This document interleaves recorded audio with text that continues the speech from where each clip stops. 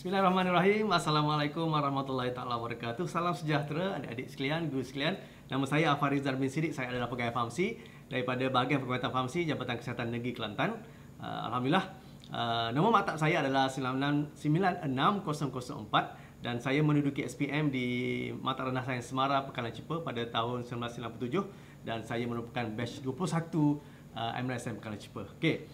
Saya adalah pegawai Famsi dan saya telah berkhidmat di Jabatan Kesihatan Negeri Kelantan hampir 16 tahun dan amat teruja pada kali ini untuk menyediakan satu video untuk saya berkongsi berkenaan dengan kerjaya Famsi ini bersama dengan guru sekalian, bersama dengan adik-adik sekalian. Okey. Saya terus kepada profession ahli farmasi ini. Perkataan farmasi ini sebenarnya berasal daripada bahasa Yunani ataupun bahasa Greek iaitu pharmakon yang bermaksud medication ataupun medicine ataupun ubat-ubatan. Maka ahli farmasi ini sebenarnya adalah orang yang mempunyai kepakaran atau bekerja dia ni memang dengan ubat-ubatan. Alright. Di Malaysia ini ahli farmasi sebelum dikenali sebagai ahli farmasi dia hanya dikenali sebagai ahli kimia ubat ataupun nama singkatannya AKU. Perkhidmatan farmasi di Malaysia ini bermula sekitar tahun 1951 apabila wujudnya Akta Pendaftaran Ahli Farmasi 1951, Akta Racun 1952 dan Akta Dadah Berbahaya 1952. Selepas itu profession ahli farmasi mula berkembang. Sebenarnya pada tahun 1957, pada tahun kemerdekaan Malaysia, terdapat kira-kira 23 ahli farmasi yang berdaftar di Malaysia ketika itu. Okay, sebelum saya melangkah lebih lanjut, saya ingin berkongsi dengan adik-adik sekalian nombor pendaftaran ahli farmasi saya adalah 4431 atau 4413, bukan 31. 4413. Yang bermaksud saya adalah ahli farmasi yang ke-4413 yang berdaftar dengan Lembaga Farmasi Malaysia. Sehingga tahun 2019 ahli farmasi yang berdaftar dengan Lembaga Farmasi Malaysia di Malaysia ini adalah lebih kurang 16,500 orang. Dan bilangan ini biasanya bertambah 1,000 setiap tahun, lebih kurang 1,000 setiap tahun. Okey. Kita terus pergi kepada bagaimana seorang tersebut boleh mendapatkan title ahli farmasi. Okey. Untuk seseorang tersebut diiktiraf sebagai seorang ahli farmasi yang bertauliah, seseorang itu perlu melanjutkan pelajaran dalam bidang sains farmasi untuk mendapatkan kelulusan sarjana muda sains farmasi di institusi yang diiktiraf oleh Lembaga Farmasi Malaysia, Kementerian Kesihatan Malaysia. Okay. Banyak institusi di Malaysia ni, lebih kurang 18 yang menyediakan ijazah sarjana muda farmasi ini, dan adik-adik boleh pilih institusi mana yang adik suka. Macam saya belajar di Universiti Sains Malaysia pada tahun 1999 dan saya graduasi pada tahun 2003. Okey. Kemudian pembelajaran ini untuk mendapat ijazah sarjana muda ini biasanya mengambil masa lebih kurang 4 tahun. Alhamdulillah saya 4 tahun. Okey, dan apabila kita belajar ini bukan belajar pasal ubat-ubatan semata-mata. Okay. Mungkin pada mulanya kita akan diajar berkenaan dengan anatomi badan kita sendiri. Kemudian kita belajar fisiologi badan kita. Fisiologi ini bermaksud sistem badan kita. Contohnya sistem pernafasan, sistem penghadaman. Kemudian kita belajar patofisiologi, bagaimana kita mendapat penyakit tertentu. Kenapa aku demam, kenapa aku sesama, so kita belajar sikit lah. Dan kemudian barulah kita fokus kepada ubat-ubatan. Kita belajar farmakodinamik, farmakokinetik, farmakologi, compounding. Compounding ni adalah benda yang paling saya suka lah dulu masa kat universiti. Compounding ni maksud kita belajar buat ubat, kita belajar buat tablet, kita belajar buat kapsul, kita belajar buat sirap, kita belajar buat ubat titis mata, kita belajar buat vial, bagaimana kita nak membentukkan vial, bagaimana kita nak patahkan vial dan sebagainya. Dan pembelajaran ini selama 4 tahun ini sebenarnya adalah untuk membentuk seorang ahli farmasi yang kompeten. Dan seorang ahli farmasi yang kompeten ni sebenarnya dia seharusnya tahu beberapa perkara. Antaranya adalah seorang ahli farmasi yang kompeten ni dia perlu mengetahui rasional penggunaan ubat-ubat tertentu dalam rawatan. Kenapa aku guna ubat ni? Kenapa aku guna dos banyak ni? Mereka perlu tahu perkara-perkara tersebut. Kemudian seorang ahli farmasi yang kompeten ini perlu tahu sifat fizikal dan kimia ubat tersebut. Bercerita sentuh pasal kimia ni mungkin ramai yang mengeluh, kimia. Dan ahli farmasi ni perlu tahu bentuk, perlu tahu rupa, perlu tahu warna, perlu tahu kombinasi bahan-bahan aktif yang perlu kita gunakan untuk membuat satu ubat yang sempurna untuk kita gunakan dalam rawatan, sesuatu rawatan. Ahli farmasi juga perlu tahu indikasi. Indikasi bermaksud ubat ni untuk apa? Untuk penyakit apa? Kemudian kita kena tahu kesan sampingan ubat tersebut. Kita kena tahu kontraindikasi, bermaksud ubat ni tak boleh makan dengan ubat ni tak boleh makan dengan makanan ni, ubat ni kenapa ubat ni kena minum air sejuk, tak boleh minum teh dan sebagainya. Okey. Kemudian ahli farmasi perlu tahu dosage form, bentuk ubat tersebut. Kenapa sejenis ubat tu dalam bentuk tablet, kenapa sejenis ubat tu tak boleh dalam bentuk tablet, dia kena bentuk kapsul. Ataupun ada beberapa jenis ubat tersebut, kenapa dia dalam bentuk injection dan sebagainya. Okey. Dan mereka perlu tahu penghasilan ubat sama ada berskala kecil, compounding, ataupun berskala besar, manufacturing. Dan ahli farmasi yang kompeten juga perlu tahu cara penyimpanan ubat. Okey, kalaulah adik-adik sekarang berada di rumah melihat siaran ini, menonton siaran ini, lepas habis tontonan ni, pergi ke dapur, buka peti sejuk masing-masing. Kalau ada ubat berbentuk tablet dalam peti sejuk, itu adalah satu cara penyimpanan ubat yang salah. Ambil, buang atau sampah. Kemudian ahli farmasi perlu tahu cara nak mengedar ubat, cara nak menjual ubat, cara nak import, cara nak ekspor ubat-ubatan mengikut etika-etika ataupun undang-undang sebagai seorang ahli farmasi bertauliah.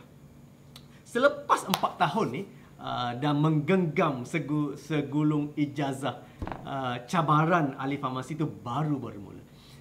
Dan apabila seseorang itu habis 4 tahun, mereka perlu berdaftar dengan Lembaga Farmasi Malaysia. So bagaimana mereka berdaftar ini, mereka perlu menduduki satu peperiksaan yang dinamakan sebagai forensic exam.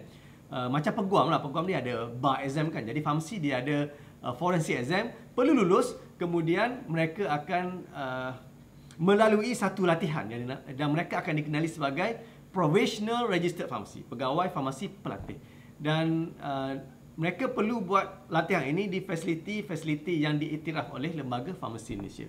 Kemudian bila habis tahun dalam latihan tersebut, barulah mereka akan didaftarkan dan diiktiraf sebagai fully registered pharmacy. Dan mereka dari masa ke masa, dari setahun ke setahun perlu memperbaharui lesen farmasi mereka. Untuk mereka berkhidmat sebagai atau bertugas sebagai seorang ahli farmasi ataupun pegawai farmasi. Okey. Itu secara umum berkenaan dengan bagaimana seseorang tersebut dapat title ahli farmasi. Apakah tugas-tugas ataupun fungsi ahli farmasi ataupun pegawai farmasi ini?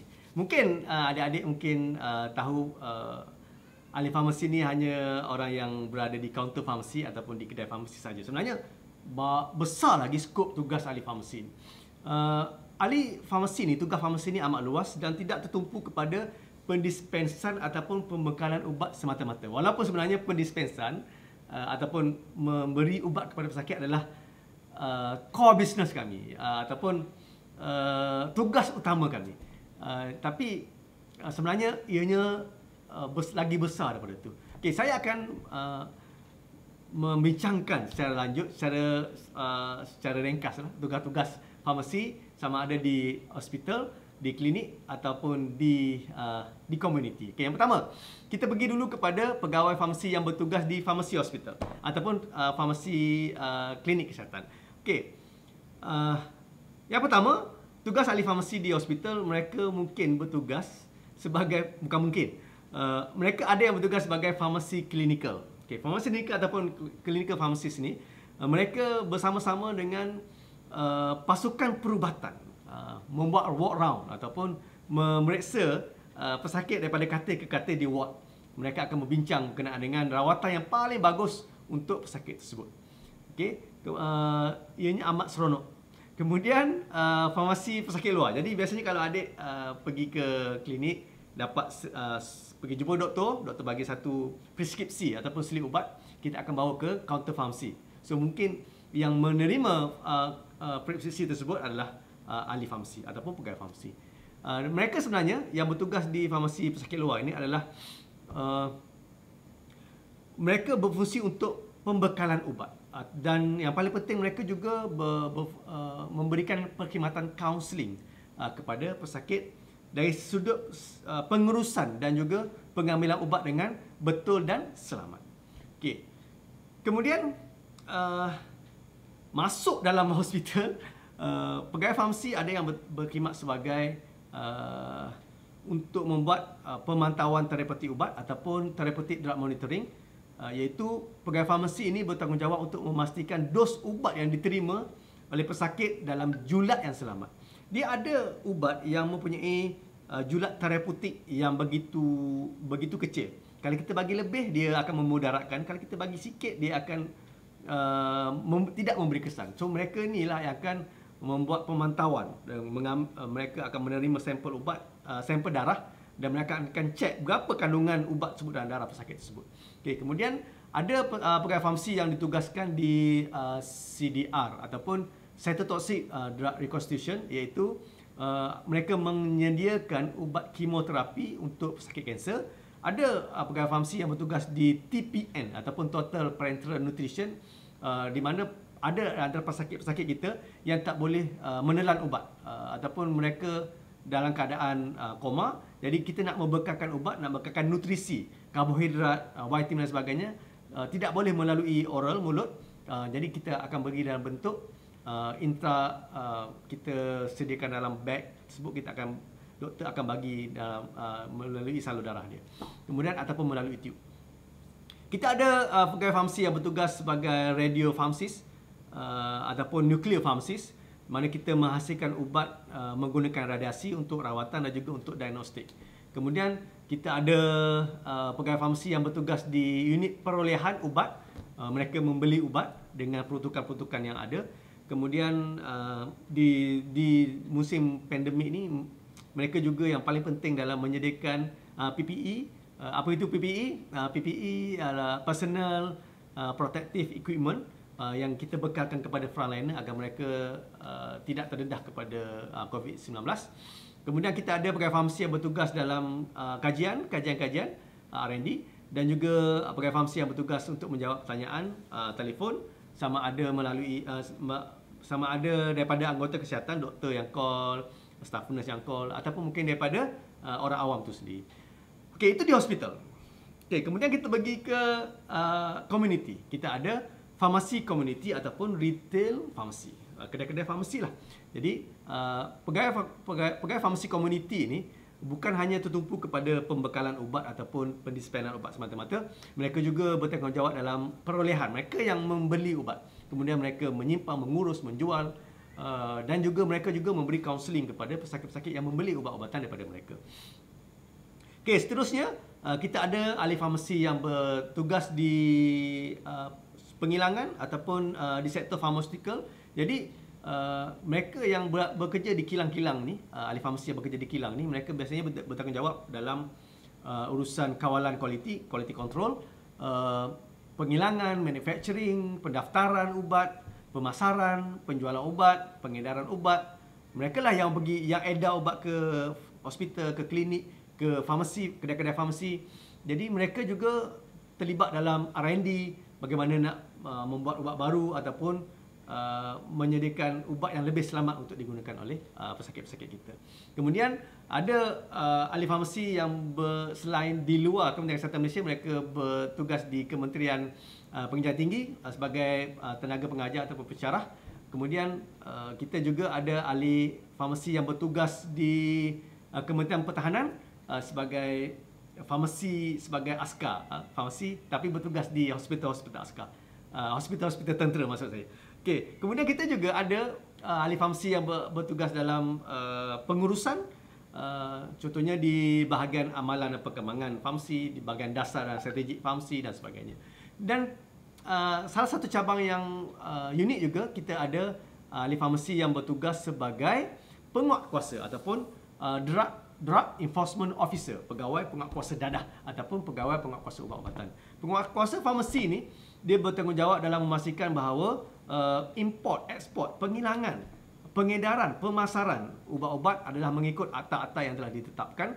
Mereka bertugas dalam memeriksa sempadan kita, ubat-ubat yang masuk, ubat-ubat yang keluar. Mereka mengawal pintu masuk di airport, di lamangan terbang, di pelabuhan, di kedai-kedai runcit, di kedai-kedai ubat tradisional Cina dan sebagainya, di kilang-kilang ubat-ubatan, agar mereka memastikan bahawa ubat-ubatan yang berada dalam pasaran adalah ubat-ubat yang selamat dan berkualiti untuk digunakan oleh masyarakat kita. Selain daripada itu, kita ada ahli farmasi yang bertugas di Agensi Regulatory Pharmaceutical Kebangsaan ataupun National Pharmaceutical Regulatory Agency yang bertanggungjawab dalam kawalan kualiti produk. Mereka juga bertanggungjawab dalam pendaftaran ubat-ubatan, pendaftaran kosmetik, suplemen, ubat-ubat tradisional, ubat-ubat herba dan sebagainya. Okey, itu adalah sikit sebanyak berkenaan dengan fungsi-fungsi ahli farmasi. Bukan kita bagi ubat saja. Banyak lagi fungsi ahli farmasi yang sebenarnya masyarakat tidak tahu dan amat fun, seronok untuk contohnya macam saya pernah 15 tahun di penguatkuasaan farmasi. Saya pernah kena tumbuk, saya pernah kena marah, kena keji, kena maki, untuk memastikan bahawa ubat-ubatan yang sampai ke tangan masyarakat adalah betul-betul selamat dan berkualiti untuk digunakan. Right. Okey, apa perbezaan antara doktor dan ahli farmasi? Okey. Satu persoalan yang begitu besar. Okey. Dalam pasukan anggota kesihatan yang terdiri daripada doktor, jurawat, ahli farmasi juga terlibat dalam penjagaan kesihatan dan kita fokus kepada ubat-ubatan.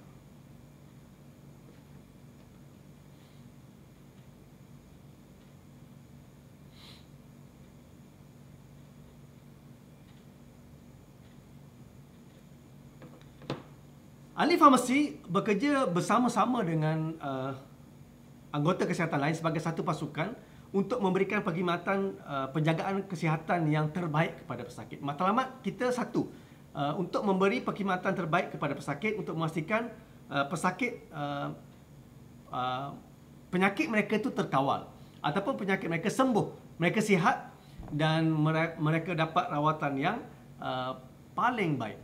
Okey. Tugas doktor ni biasanya kepakaran mereka adalah dalam mendiagnose penyakit. Mereka tengok pesakit, mereka nilai pesakit, mereka ambil sejarah dan sebagainya, menilai pesakit tersebut dan mereka mempunyai pengetahuan yang begitu luas berkenaan dengan penyakit. Mereka di medical school ini yang mereka latih mencari diagnosis apa penyakit pesakit tersebut. Manakala kami pula ahli farmasi ini belajar dalam ubat-ubatan yang macam saya kongsikan tadi panjang lebar, kita bertanggungjawab dalam menasihati doktor-doktor ini indikasi ubat, kesan sampingan ubat, bagaimana ubat bertindak dalam badan.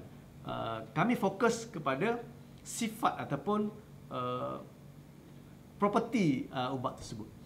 Doktor juga sebenarnya belajar berkenaan ubat-ubatan, sebab tu mereka pun tahu ubat ni untuk apa, ubat ni untuk penyakit apa dan sebagainya, tapi mungkin tidak sedalam dengan apa yang kami belajar.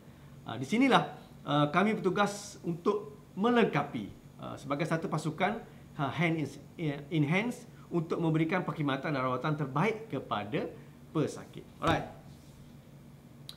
Apakah isu-isu cabaran-cabaran yang semasa yang kita hadapi sebagai seorang ahli farmasi? Seronok bila ada isu ni lah membuatkan warna-warni dalam kehidupan kita, warna-warni dalam profession kita lah. Yang pertama, masyarakat ni kurang mengenali profession dan tugas ahli farmasi dan tidak dapat membezakan antara doktor, jurawat, ahli farmasi. So kami mengambil pendekatan untuk meningkatkan lagi pendidikan kami kepada pesakit agar mereka tahu apa fungsi kami. Sebab itulah sekarang ni ramai ahli-ahli farmasi yang cuba menonjol dalam masyarakat.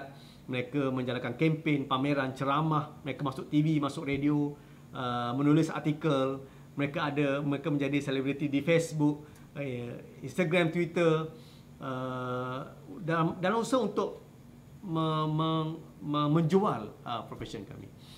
Kemudian kita ada cabaran yang besar apabila masyarakat sekarang didedahkan dengan begitu banyak penggunaan ubat-ubatan yang tidak berdaftar, kosmetik yang tidak bernotifikasi. Kita mudah diperdaya dengan iklan-iklan ubat-ubat yang boleh dikatakan boleh merawat 1001 jenis penyakit. Bayangkan kalau kita didedahkan benda tu, sebenarnya hospital kita boleh tutup, ialah satu ubat boleh merawat 1001 jenis penyakit. Jadi tak perlulah hospital, kita pakai je ubat tu. Kemudian dan inilah fungsi kami. Kita cuba mendekati dengan masyarakat dengan menjalankan program-program kesedaran, program-program pendidikan. Kita ada program yang dikenali sebagai Kenali Ubat Anda, di mana kita buat pameran, buat ceramah, buat dialog, wawancara dan sebagainya untuk kita memperkenalkan fungsi kami kepada masyarakat. Okey, seterusnya kita pergi kepada persoalan yang begitu besar berkenaan dengan kerjaya. Apabila kita sebut kerjaya ni, yang pasti menimbulkan persoalan adalah berapa gaji ahli farmasi ataupun pegawai farmasi ni. Oleh kerana saya ni berkhidmat hanya di government sector saja, sektor awam. Jadi saya hanya tahu gaji pegawai-pegawai farmasi di sektor awam sajalah. So biasanya pegawai-pegawai muda yang baru masuk dalam sektor awam ni, mereka akan digelar sebagai pegawai farmasi U41. Kemudian selepas beberapa tahun mereka akan menjadi pegawai farmasi U44, kemudian U48, U52, U54, berdasarkan kepada tempoh mereka bekerja sebagai di sektor awam. Dan biasanya mereka akan bermula dengan gaji pokok lebih kurang 2,000, 3,000, 4,000 macam tu. Okey. InsyaAllah cukup, insyaAllah. Mungkin gaji di sektor farmaceutical lagi tinggi, ataupun ahli farmasi yang bekerja sendiri membuka kedai farmasi, mungkin gaji mereka lagi tinggi sebab gaji mereka mungkin berdasarkan kepada pasaran, bagaimana mereka boleh menjual produk-produk mereka. Okey, saya akan menutup perkongsian saya pada hari ini berkenaan dengan take home message, apa yang ingin saya sampaikan kepada adik-adik sekalian. Jadi yang pertama adalah sekiranya masyarakat, adik-adik mempunyai persoalan berkenaan ataupun kemusykilan berkenaan dengan ubat-ubatan, orang yang paling sesuai untuk adik-adik bertanya adalah ahli farmasi dan juga doktor dan juga anggota-anggota kesihatan yang lain.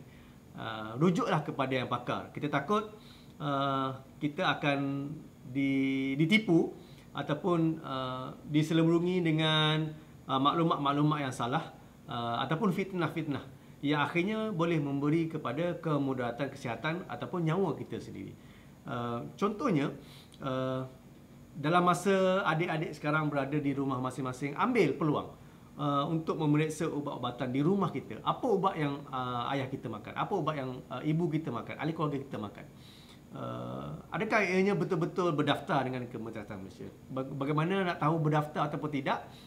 Boleh saja lawati YouTube channel Good Channel Ubat.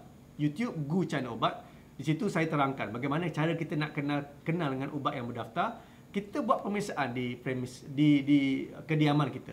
Kita buka pintu ais pula. Peti ais rumah masing-masing. Kalau ada ubat tablet ataupun kapsul dalam peti ais, ianya bukan satu penyimpanan yang betul. Ubat tersebut sudah pun rosak. Jadi dianya mungkin tidak akan berkesan lagi. Jadi cubalah cari ilmu-ilmu berkenaan ubat-ubatan ini dengan orang yang pakar, iaitu ahli ataupun pegawai farmasi. Gunakanlah produk-produk kesihatan seperti ubat, suplemen ataupun ubat tradisional, produk kosmetik yang berdaftar ataupun bernotifikasi dengan Kementerian Kesihatan Malaysia. Jadilah seorang pengguna yang bijak, menggunakan ubat-ubatan, menggunakan kosmetik. Janganlah jadi masa-masa penipuan yang hanya mengauk keuntungan dan penjualan produk-produk mereka. Jangan beli ubat di internet, beli ubat di Shopee, beli ubat di Lazada. Maaf saya terpaksa beritahu ini sebab ada kita jumpa ubat-ubatan yang dijual di sana. Silalah berjumpa dengan ahli farmasi, dengan pegawai farmasi, pergi ke klinik-klinik swasta ataupun awam. Apabila ianya melibat ubat-ubatan ni, kita takut kita mendapat ubat-ubatan yang tidak selamat.